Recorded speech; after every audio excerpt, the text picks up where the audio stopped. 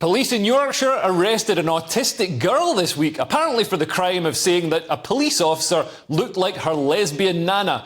Having had a look at the police officer, I'm now worried that accurate descriptions are illegal in the UK.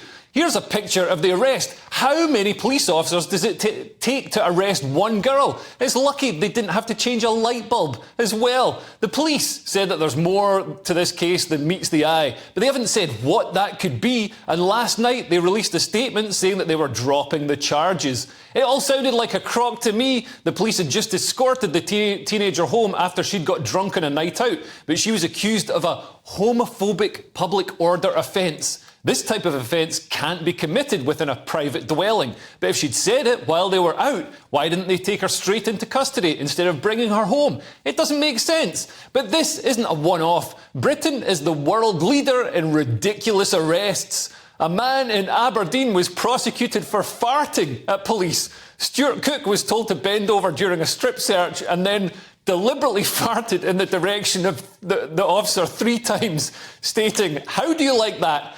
I believe they charged him with breach of the ring piece. The police charged another autistic child in Yorkshire for accidentally scuffing a book. A kid in Wakefield brought a Quran into school as a forfeit. It fell out of a bag and was slightly scuffed, but no damage. But it led to death threats from local members of the Religion of Peace. Instead of investigating the death threats, which are illegal, the police charged the child with a non-crime hate incident. Basically, a charge that stays on your record permanently and isn't a crime but lets police, the government and future employers know that you're guilty of wrongthink. Harry Miller, a former police officer from Humberside, was investigated by police over a limerick that he shared on Twitter. A cohesion officer informed Harry that although he hadn't broken any laws, he should not engage in political debate on Twitter because some people don't like it.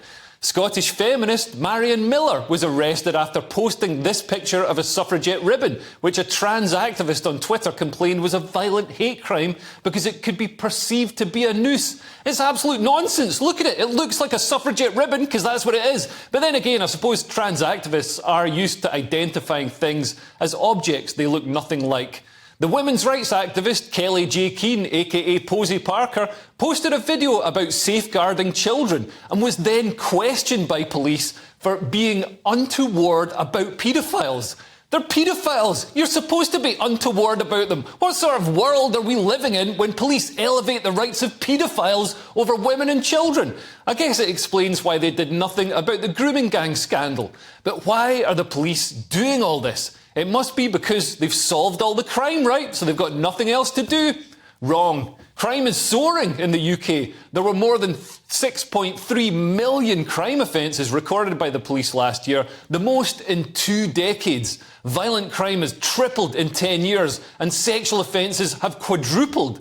And the police aren't solving crimes anymore. Burglary clear-up rates have nearly halved to just 4%.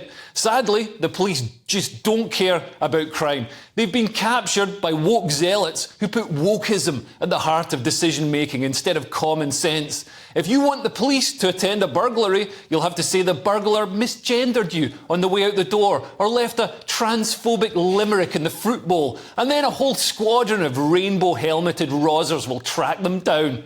I don't entirely blame the police officer either. One of the flaws of hate crime laws is that they're not intuitive. When I worked in policing, I asked a policeman how he remembered all the laws to apply them properly. He said he didn't. He just thought in a situation, if he didn't know the law, what would my mum think was right? And that would generally echo the law. That's impossible to do when hate crime laws make some people protected classes and criminalise thought. The sooner we get the ideology out of policing, the better. The police should do away with the concept of hate crime and just deal with actual crime.